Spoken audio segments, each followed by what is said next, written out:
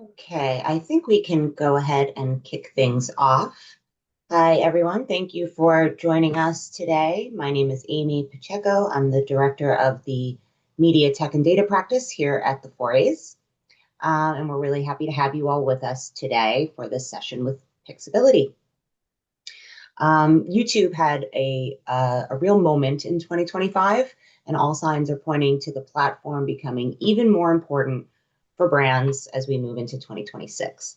Today, we're diving deep into what that future could look like and exploring the major shifts ahead based on the results of Pixability's latest annual US media agency study, which gives an inside look at how the industry's top players are pivoting for the year ahead. To lead this conversation, I'm excited to welcome our excellent panelists. We have Matt Duffy, CMO of Pixability. Matt brings over 20 years of marketing leadership to the table, overseeing strategy for the industry's leading platform for YouTube technology and data company, powering advertising and organic and creator strategies for both brands and agencies. Also joining us is Tam Alesi, CEO of Mediaplus North America. Tam is a true media maven with 2 decades of experience leading award-winning campaigns for global giants like Apple and L'Oreal. Mediaplus is the largest independent and partner-managed media agency in Europe with presence in 20 countries and 35 offices, and an incredible presence in the US led by Tam. We were also expecting Christina Lang, VP of Marketing Global at Mozilla, to join us today. Unfortunately, she is ill and cannot make it, but we're very glad to welcome Matt and Tam today. Before I hand things over, just a few notes. We are recording today's session. This will be shared with you all and on our website after the event. And also the Q&A box is enabled, and you can enter any questions that you have throughout the presentation today there, and we'll do our best to get to as many of them as we can at the end of the session. With that, I will hand it over to Matt and Tam. Thank you for joining us. Thanks, Amy, and welcome everyone. We're sorry to not have Lang with us today. She's an amazing brand marketing leader that Tam works with. The two of them have an amazing thing going with their partnership. But the good news is Tam can speak to all of the cool things they're doing together, and I know she's going to speak to other cool things that Media Plus is doing with other brands. So we'll still cover all the same exciting topics. For those of you that aren't familiar with Pixability, we're a YouTube technology and data company. We're basically focused on helping agencies and brands be successful on YouTube, whether that's through advertising or through managing their YouTube channels or through creator efforts. And so that's what we're focused on today, right? We're going to talk about YouTube going into this year. We're known as the YouTube outcomes platform because basically we deliver all kinds of outcomes for brands. They can be media metrics, they can be return on ad spend, they can be organic metrics, et cetera. So we really want to make brands successful and partner with great agencies like Media Plus. As Amy mentioned, we're going to talk today a little bit about what we're seeing in terms of big shifts on YouTube going into this year. And a lot of this, not all of this, but a lot of this is based on this study that we just released, this media agency study we do every year, where we ask agencies what they see from last year and what they see going into this year. Very excited to have Tam's thoughts on this because she's right in the front lines and she really sees it. And her team, I know, is top of the charts, and they've always told us, which of these trends they're seeing and not seeing. So it's great to have her. But here are the big 4 shifts we're going to talk about. Everyone's been talking about YouTube as a TV platform or a CTV platform for a long time, but is this the year that it really kind of comes to fruition in a big way? We'll talk a little bit about YouTube as a social shorts platform, and then YouTube as an overall ecosystem, how it's really become not just an ad platform, but an ecosystem for marketers. And then we'll talk a little bit about what the survey showed in terms of what's good AI and bad AI and what you should watch out for as an agency or brand. All right, so I will do a quick bit on YouTube as a CTV platform. Again, I'm very excited to have Tam with us. Those of you that don't know Media Plus, they're one of my favorite agencies that we work with. They're an awesome place, and congrats, Tam. I saw that you guys just won Best Places to Work from Ad Age, which I'm not surprised about, but very excited to have you. So yeah, I'll start to show a little bit about what we're seeing in terms of YouTube as a CTV platform, and then let Tam chime in on what she's seeing. So we've been seeing this incredible data from Nielsen over the last 2 years, where they've shown that YouTube has more reach on connected TV than any of the traditional streaming platforms. Netflix, bigger than Netflix, bigger than Disney, bigger than Prime, etc. Now, what's interesting about this is traditional YouTube that has this reach. It's not YouTube TV. That data from Nielsen does not include YouTube TV reach, which is a whole separate thing. Now, both of these platforms are platforms we help people with, and Tam's team helps people with. I know we've run YouTube TV and traditional YouTube for some of Media Plus's clients, but it's very interesting for people to understand that plain old YouTube has the biggest reach on TV.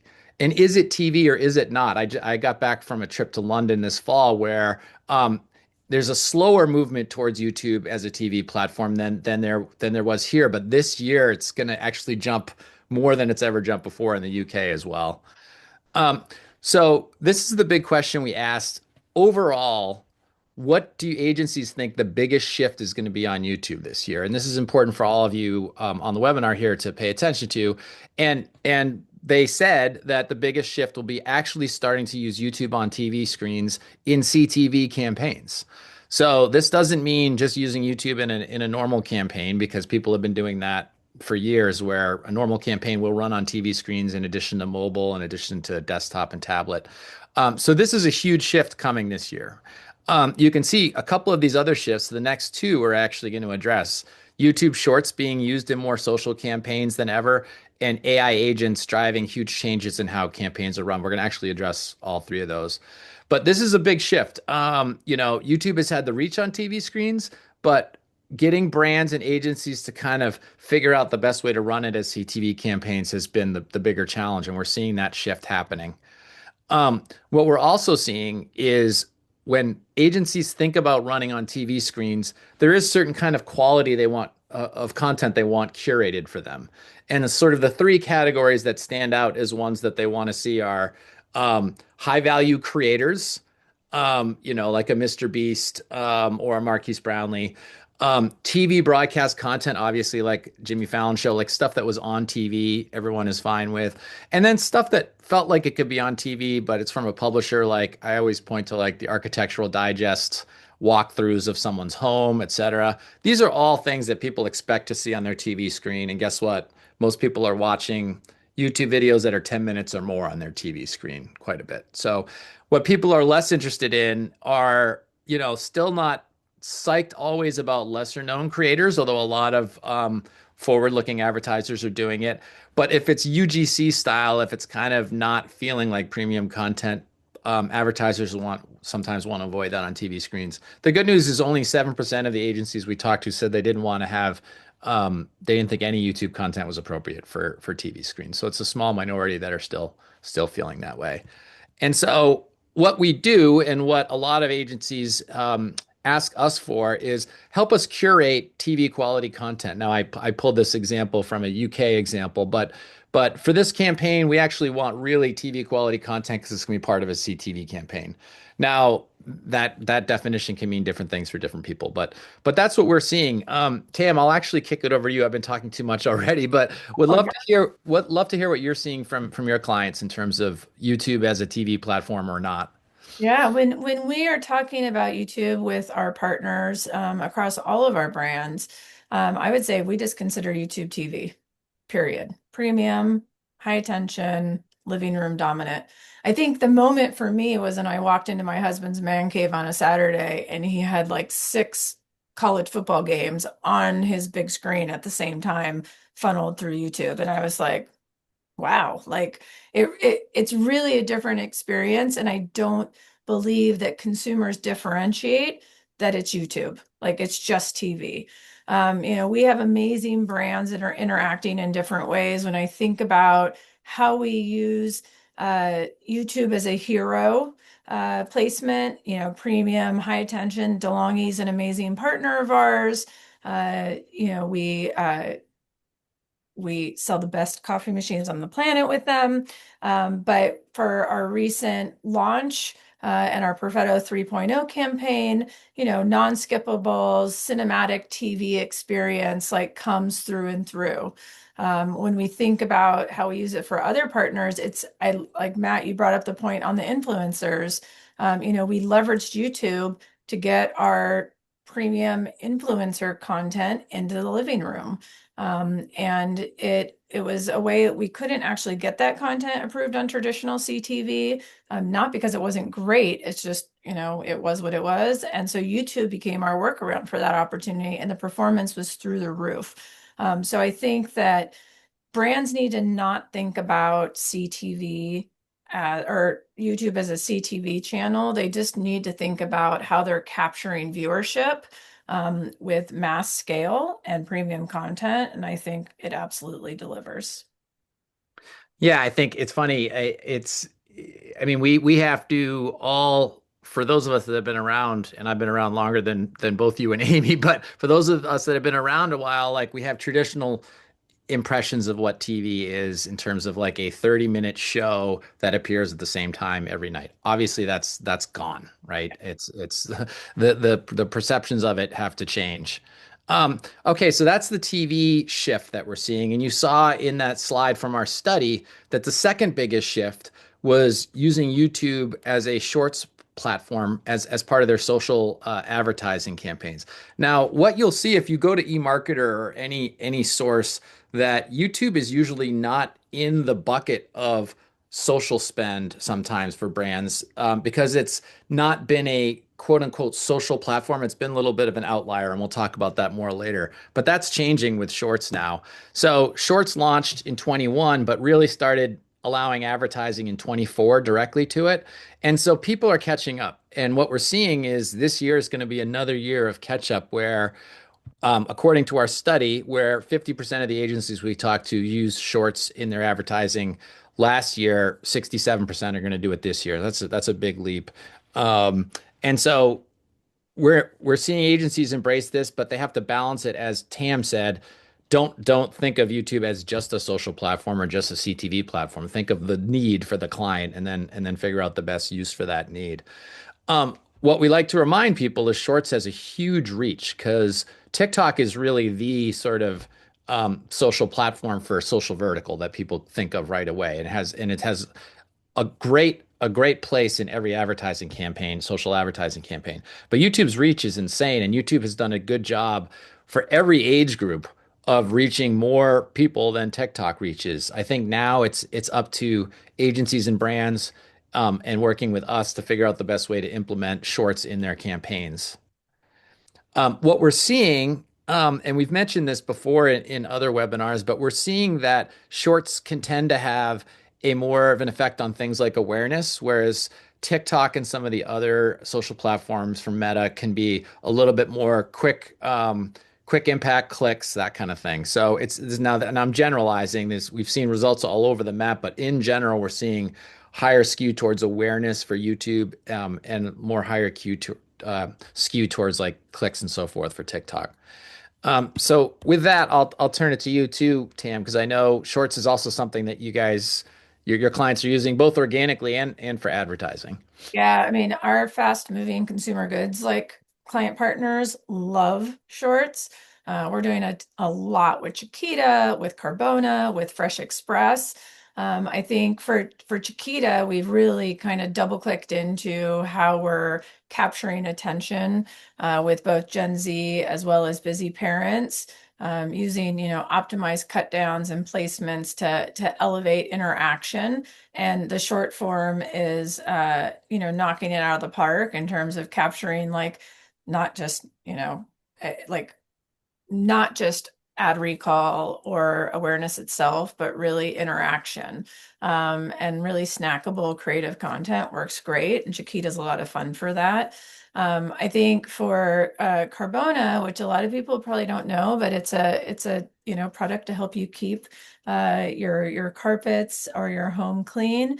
And so being engaged with cleaning content for shorts has been amazing for them. And we're not just seeing the interaction on the platform, we're actually seeing the results on that following through to in-store sales. It was a new place for us to be with them. So I think Shorts is a great opportunity for brands to, have a bit of personality and obviously a short format way, and drive a lot of true result. And what the way that Tam's team works with clients is key. That again, a lot of agencies are very siloed and might have a CTV or CTV and TV team, and separately have a social team, and separately have a standalone video team. And Tam, your teams have been great, where you basically just say, how can we use YouTube for this campaign for Carbona or for Chiquita, et cetera? And I think this brings up what I think is the biggest challenge for all of us going into 2026 is, how do you address this idea that YouTube is so many things now? There really isn't another ad platform that is so many things. So it's both an opportunity and a challenge for all of us. And so we ask agencies every year, how do you classify YouTube? And you can see that people say multiple things, right? There are people that say it's a standalone video platform, but may also say that it's also a connected TV platform, also a social media platform. It's increasingly becoming known as a direct response platform because of things like their demand gen ad formats that you can use on YouTube. But how does an agency or a brand deal with this? Like, because usually you think like, well, this is a social campaign, so we're going to use these things, and this is a CTV campaign, so we're going to use these things. How do you use YouTube in all of these things without duplicating efforts or stepping on other teams' toes? And I think this is where, independent agencies like Media Plus are really well positioned to help to figure this out, this ecosystem. It's Yeah, really, Matt, if I could chime in here, I think that like this is where like behavioral based thinking really comes to life. Like we love thinking about YouTube as an ecosystem because, at the end of the day, there isn't one behavior in terms of how you interact with consumers here. People are watching on their big TV screens. They're searching for how-to content and instructional content. They're scrolling through shorts. So like each of these behaviors have a very different mindset. Some it's about leaning back, some of it's about leaning in. And so I think about, when brands are thinking about how they can best use this ecosystem, I have to say it's absolutely all of the above, because it does deliver kind of a 1, 2, 3 punch in terms of those behaviors. absolutely. And we're seeing brands not always use it that way. When you think about a brand sitting in the middle here and all the different ways you can use YouTube. I mean, you can use it for brand campaigns where it's more of a suitability mindset, or for performance campaigns where it might be a search team running the campaign. Obviously, creator strategy is becoming more and more important across all platforms, but especially on YouTube, it's really blossomed. And then there's the organic strategy with your channel. I mean, what other platforms do you really have to think so much about being like a creator and coming up with your own creator-like strategies? And so, what we suggest to every agency on the line right now is thinking this year about expanding your relationship with the brand, because the pictures of the people that we have in here are all different people at the brand that you can be interacting with potentially, and helping and building a deeper relationship with them around what they do on YouTube versus letting them stay siloed and letting them not, they're often not talking to each other as well, even at the brands that we're talking to. So big opportunity for agencies and partners like us to kind of unify this in the coming year. And in the survey, we asked people, should ad campaigns, tie into a brand's channel or organic strategies in any way? And 90% of the agencies said, absolutely, it should. But many of them said, but we're not thinking that way yet. So if you're on this line and you're not thinking this way, we're happy to help you see what we're seeing. Tam's team already thinks this way. But you should be tying in, success you have on your channel should be feeding into how you're thinking about your ad campaigns and vice versa. Yeah. Um, I mean, one of the reasons I was so excited to have Ling here with us today is because I think this is absolutely a, strategy and approach that we take for Mozilla. Mozilla is all about privacy. We do not follow users around the internet, and that's what, makes Mozilla as a platform so special. But the success that we've had is because we've been able to use YouTube in a very diverse way, because we don't have cookies. So it's about contextual signals that we're able to capture. We really lean into communities with Mozilla. So thinking about how we're having a different conversation with gamers versus a different conversation with collegiates, et cetera. We're able to use both weekly brand and search lift tracking studies to make sure that we're having the impact we need. And if we're not, optimize to that.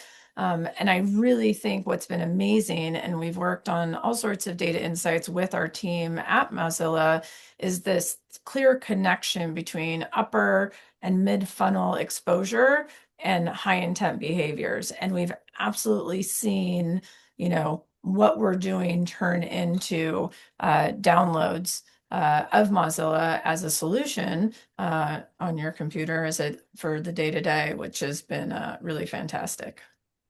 Yeah, and I love seeing what Mozilla does on their channel, and they're obviously taking advantage of shorts, and your team looks at that and helps us figure out what they're going to do on the advertising side. So it really is kind of this more unified, what we call a YouTube 360 approach to YouTube.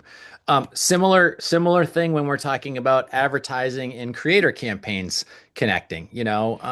Tam's teams and our teams are working a lot more with companies on which influencers or creators they should be working with, but those should be aligned with what they're doing on the ad side and what they're doing on the channel side, right? And again, the agencies we asked, should these be aligned? 85% said yes, but again, a lot of them aren't doing it yet. So big opportunity for everyone going into 2026 to start to align these things better for brands so they don't have these YouTube strategies that aren't tying into each other. All right, so we talked about YouTube as a CTV platform, YouTube as a shorts platform, YouTube as an ecosystem. This is kind of the fun one that we're going to end with, and then we'll open it up to some questions. But we couldn't have the study this year without asking a little bit about how agencies are using AI or seeing their brands use AI. So we want to show some results, but also some things we're seeing about how brands are using AI in a way that isn't working, and using AI in a way that is working. So this is, and we kind of classify them as either bad AI or good AI, just for the purpose of this. But we're generalizing, obviously. But bad AI, you hear a lot about this in the ad tech press. This idea of AI slop, right? It's an advertiser does not want to be. This is an actual channel. I didn't want to put its name up here because I'm not here to like embarrass channels, but there are a lot of channels that have just AI generated content that's basically like an ad farm. It's basically like a place to just get views. There really is no story to it. It's just kind of a bunch of images, and anyone can create a channel like this. And so there's no easy way to avoid AI content on YouTube right now, but there is a way to work with partners like us and others that can help you avoid crappy content, to excuse my language. And so you can avoid this kind of content by being very targeted in the channels you target. And we're going to be talking about this in a minute of how you can target and curate, and how we've done it for some of Tam's clients as well using AI. So that's kind of like, I put this in the kind of the bad bucket, is no one wants to advertise on AI slop. Um, what we did see though, when we asked agency people, does that mean you want to avoid all content that's AI to advertise on? And the answer is no. 33% of people said, yeah, I'd like to avoid all AI generated content for my advertisers. But the other two-thirds of people said, no, we'd be fine with AI generated content if it's good content, if it's high quality, or if it's reaching our audience, or both. We're totally fine with that. So keep that in mind for those of you listening, that your brands, see where they are, because every brand is different. But in general, a brand will be not against AI as a concept, but against it when it's just creating, rough content for people that no one really is paying attention to. Um, And so here's what we suggest is, YouTube is a big sea of content, right? And so what we launched this past year is a way to curate that content using agentic AI with our solution called Pixie. And whether you're working with us or working with someone else, this is hugely important because you need to be able to take this sea of content, make sure you start with a brand suitable pool of content, and then you curate it to each specific campaign based on what the campaign needs.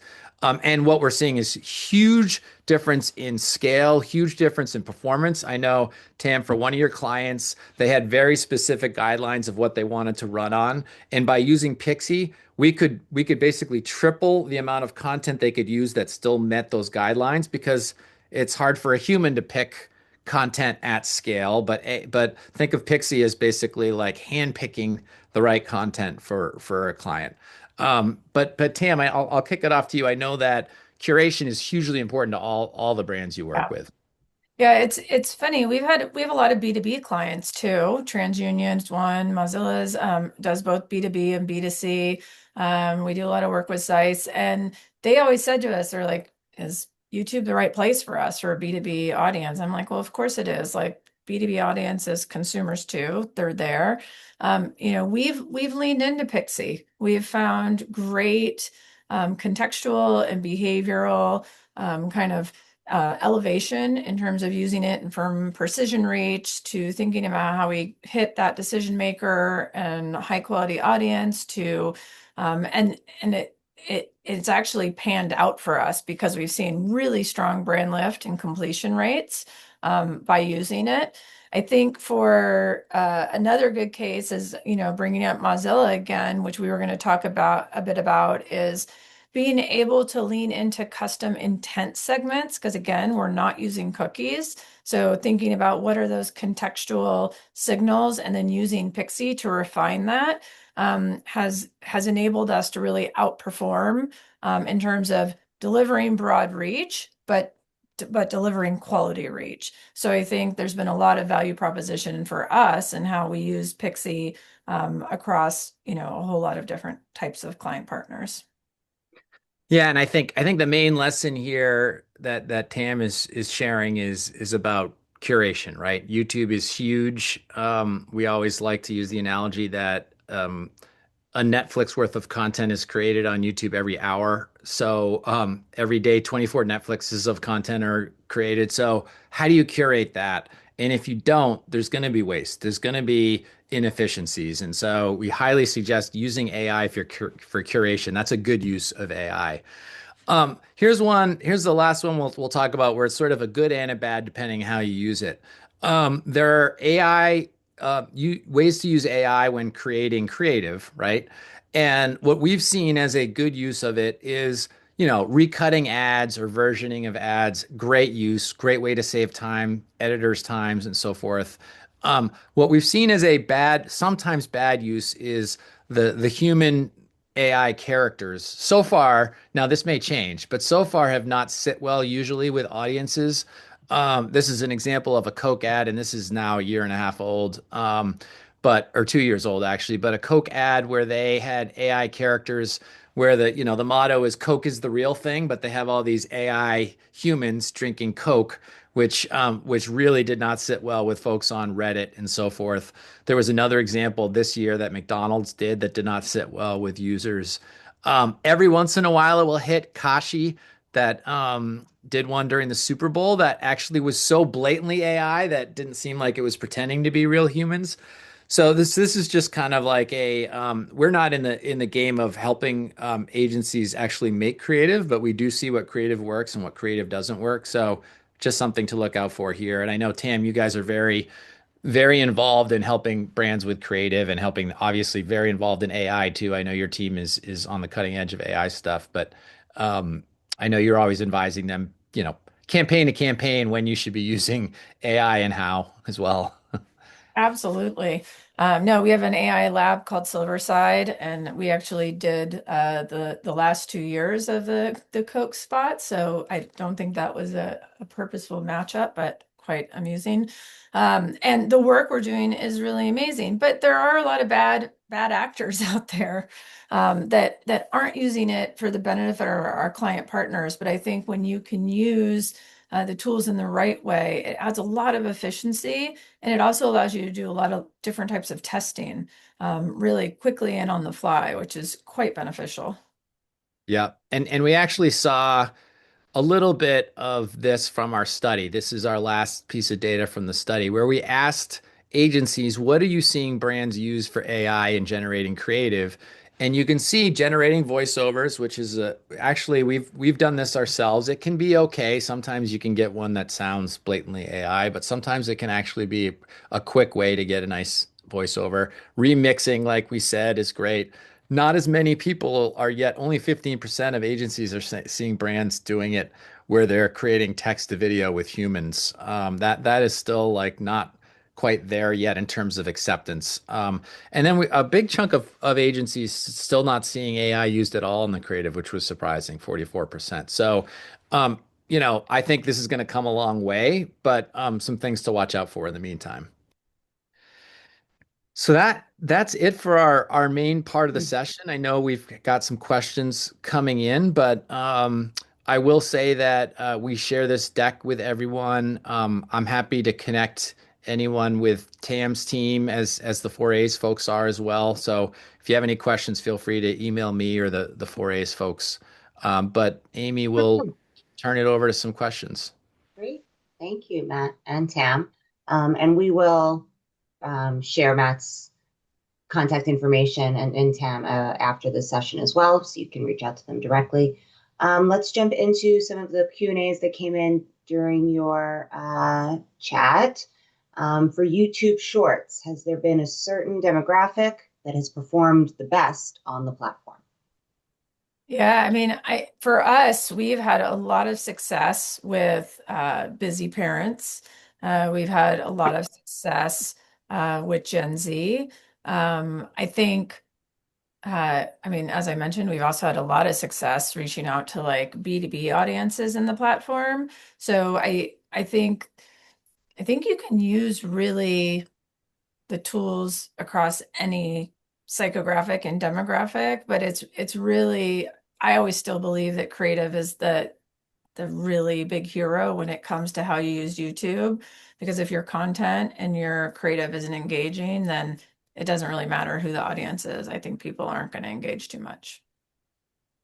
Yeah, and I'll just add, I totally agree with what Tam said. I'll just add that while viewing of shorter form video is thought of as a younger person thing, the way that shorts are in YouTube, they're just integrated into everything. So if I do a search for something and a bunch of videos come up and some of them are shorts and some of them are long form, depending on what I'm looking for, I don't care if it's a short or a long form.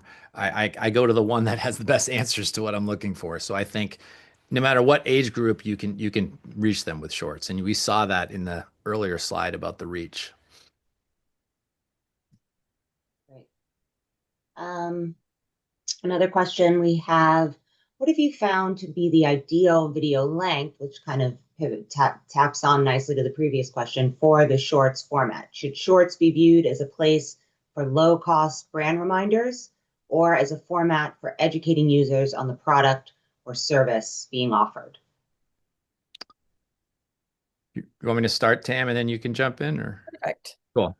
I mean, I never like to tell people there's an ideal length for anything because it all depends on the message, the story you're trying to tell. But we believe that a combination of short video and long video is always the best way to go about both on your channel side and on your advertising side. And there are really smart ways you can tease people with a bumper ad that's 6 seconds and get them to then watch a longer ad or a longer piece of content. And in the same way on a channel, you can, have a long form piece of content that you then cut down into short form. So I don't think there's a pat answer of you always have to do it at this length. But we can look at, depending on your goals, obviously there are different lengths for different goals that tend to perform well. And longer video performs really well for bigger things like awareness and lift and so forth. Yeah, I was actually going to say we recommend that our partners kind of create all of the above assets. But it is very dependent on what their goals are. For some of our partners, we'll specifically run a longer form, like a 60-second ad that's non-skippable. We pay for that experience because we want consumers to have the opportunity to watch the full experience and really be able to lock down the message that's coming across.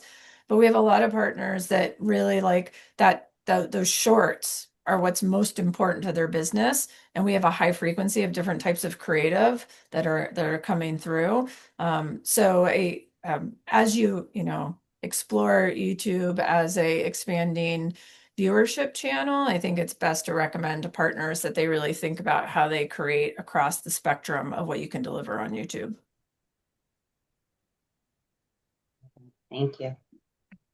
Let's see. Google Ads continues to limit the audience customization options for their stronger campaign types, like limiting the ability to handpick channels to serve. What's your approach for handling this? Yeah, I mean, I'll jump in, Matt, and I'm sure you have more to add. Like brand safety is super important. And Amy, we have a lot of client partners that will say, like, well, we don't want to be showing up in places that, we wouldn't consider brand safe. So we use a lot of toolkits to ensure that we deliver a brand safe environment for them. But we also talk about the fact that, like, you know, consumers, myself included, watch what I want to watch. And having something that's contextual and relevant to me in the place that I'm sitting and watching is important. So I think people are still, like, in particular, I think brands are still getting really comfortable with obviously the depth of content that is on YouTube. But let the data lead you. Like the data will tell you the right story, so that you know where you should be and where you shouldn't be. I totally agree. And it's good news, bad news. The bad news is there are limitations to how many channels you can choose. The good news is you can run a whole campaign on channels that you choose within the Google Ads limits. It's 20,000 channel limit. And that's part of what we do is we can curate 20,000 channels that are big enough and engaged enough in that time frame to serve for a whole campaign. Now there are times when you want to go outside of picking specific channels and use certain other parts of YouTube, and use demand gen, which goes across all of YouTube, et cetera. But for any times that you want to curate, you can do it and still run a good campaign, which is great. Yeah. Amy, I noticed somebody has a question specifically around B2B. I'd love Yeah. to give it a response. So the question is, how do you leverage B2B targeting on YouTube when we can't target by company? Actually, so behavioral and contextual targeting for a B2B audience is quite brilliant. You obviously have to do your homework and understand your audience and what their triggers are. But this is where Pixie for us has been really helpful with both TransUnion and Mozilla. And we're seeing the impact of using really smart contextual quality driven AI to help us get better targeting. It's delivered stronger engagement. It's had meaningful lift when it comes to awareness as well as search behavior. So I think behavioral and contextual triggers is really how I would best answer that question and how to deliver the success there. Absolutely. And I just want to say hi to Pat, who put a good comment in the chat, and I agree with it. The fact that the Oscars will be broadcast on YouTube, regular YouTube, it will appear on YouTube TV as well, but regular YouTube broadcasting the Oscars is kind of a sign of the times, right? It's a sign of it's all mixing. Into Tam's earlier point, people don't care what the platform is that's hosting the content. If it's content that engages them, it's content that engages them. So that's a really good sign that that YouTube is becoming TV basically. Yeah, I mean, we cut the cord finally. I mean, we were a little late to that game because we just kept on paying for cable television. But I watched the Oscars on YouTube this year, and it was the exact same experience. There was no difference. So, anyways. Want to take one more question, Amy? Sure. Let's for the forward thinking, what are your perspectives on how agencies need to evolve to help brands with their YouTube strategies with all the changes that are in play? Yeah, I'll lean into that. So at Media Plus, we are not siloed planners. We really think like we have a core team of media strategists that think across all channels. And I think that's important. I go back to my behavioral note, like thinking about how you conquest behaviors, whether it's watching, whether it's searching, whether it's scrolling. And at the end of the day, like YouTube delivers on all of the above. And so we want our planning teams to really have that same mindset, not really thinking, oh, well, this is how I would do this in TV and this is how I would do this in social. Really, I challenge all the media people out there with the diversity that we have from a connection standpoint in media today. I think you really need to be able to think as an integrated planner and an integrated strategist, so that you can capture the intent of all of those behaviors and really like uplift your partner's growth in the channel. Yeah, and I would just say, like we talked about in this session, YouTube is a unique animal. Agencies that kind of think of it as just another platform that a team has to run campaigns on, are going to fall behind because it has very unique characteristics to it that other platforms don't have. So you really need to have either really knowledgeable people or a team that's set up to handle it as an ecosystem, handle it the way that Tam's teams handle it, where they're thinking of it as how is this going to drive business goals for the client versus let's just run this campaign and hope it gets a bunch of clicks, et cetera. It's really thinking of it more holistically. Great. Well, if there are no other questions, we can wrap up a little bit early. Thank you so much, Matt and Tam, for taking the time to be with us today. This was super helpful and informative. Um, Everyone will receive an email in the coming days with a link to this content once it's live on our website. And you can reach out to us at the 4As or to Matt or Tam directly with any questions that you have. Thank you Great. all for joining us. Really happy to have you and have a great rest of your day. Perfect. Bye. Thanks all.